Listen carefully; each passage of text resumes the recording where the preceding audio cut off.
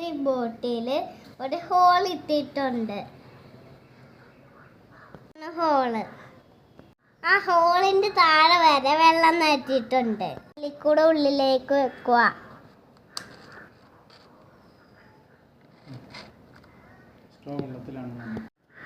Straw വെള്ളത്തില. നമ്മുടെ കുപ്പിയുടെ അടപ്പ് ഊരാൻ പോവാ. ബലൂൺ വീഴ്പ്പിച്ച് കുപ്പിയുടെ മൂളിൽ ഫിക്സ് ചെയ്യാൻ പോവാ. ബലൂൺ നമ്മൾ കാറ്റടിച്ചു വിടുമ്പോ എന്താ സംഭവിക്കുന്നത് നോക്കാം.